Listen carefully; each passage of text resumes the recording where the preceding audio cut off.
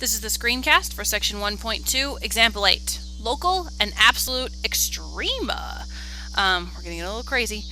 Extrema happen when a graph changes from increasing to decreasing or decreasing to increasing.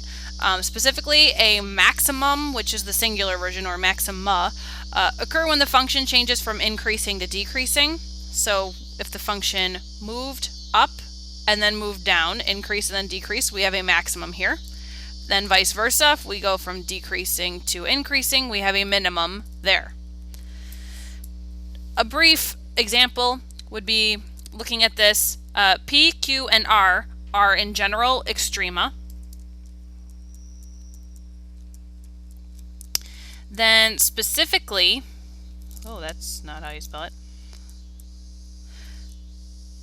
There are two types of extrema, local and absolute.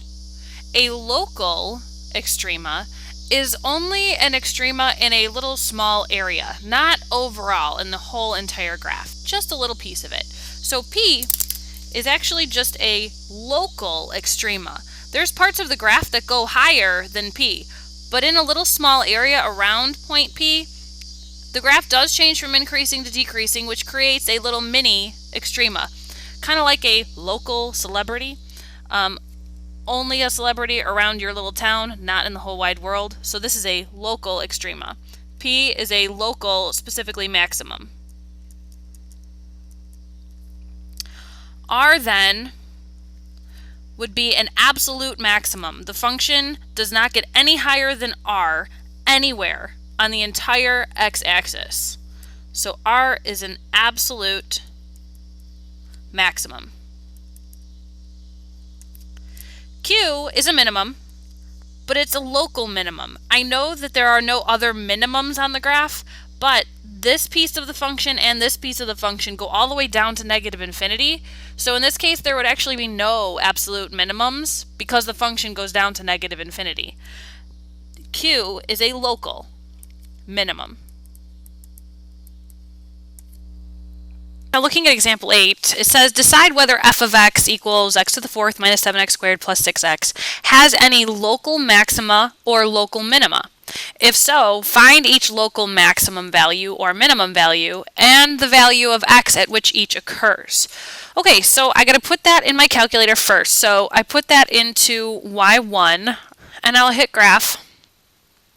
But that window isn't very good. I have to see lower on the y-axis. So as just a guess, I'm going to go to window, I'm going to go to y-min, maybe negative 50. So I can see that that actually is pretty good. I can see there's a local min there, there's another max, and there's a local min. So my graph is decreasing until this spot, and then changes to increasing. So I'm going to do second calc, and that is a minimum, so I'm going to tell my calculator to find that minimum. So I'm going to go kind of over by it, and it's asking me for a left bound. So I'm going to go to the left, just a little bit to the left of that minimum, and hit enter. Now it's asking me for a right bound, so I'm going to go over to the right, just a little bit, hit enter, and then it says guess. So now I'm going to go as close as I can to that minimum, and hit enter. And now it tells me I have a minimum exactly at negative 2.05, well, you can see it. Now the next one is a maximum, so I'm going to do second calc, and then number 4 is maximum. So I'm going to go over, again, it's asking me for the left, so I'm going to hit enter before I get to it, so I'm to the left of that local max. Then I'm going to go to the right of it, the right bound. And then I'm going to go as close as I can to that maximum and hit enter. And then my calculator's telling me I have a maximum here at about 0.46-ish. And then the last extreme I have is a local minimum. Now these are all local because all extrema are local. We'll talk about which ones are absolute in a minute. So we'll go to the right and say second calc. That one's going to be a minimum, number 3. I'm going to hit enter to the left of it a little bit. Now I'm on the right bound, so enter to the right of it. Now go back on top of it and hit enter. And it found my last extrema, that minimum, for me. So again, all of these are local extrema. However, we do have an absolute minimum.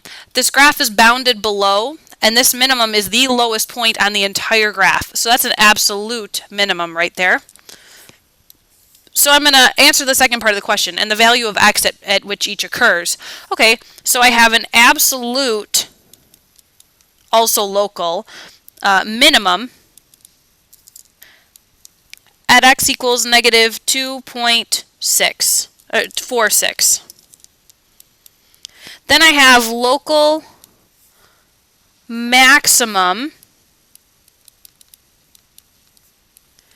at x equals, that one was 0.46. And then I have a local minimum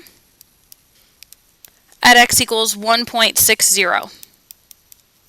So I have stated the value of x at which of which those occur. Then I'll try problem number 41. Says use a grapher to find all local maxima and minima and the values of x of which they occur.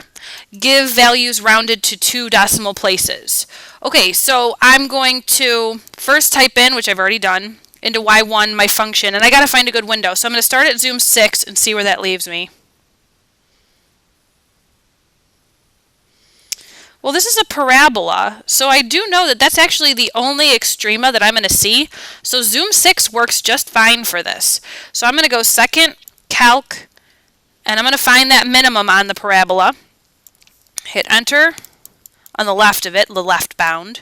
Enter a little bit to the right of it, the right bound. And then enter as close as I can, somewhere in between that left and right bound.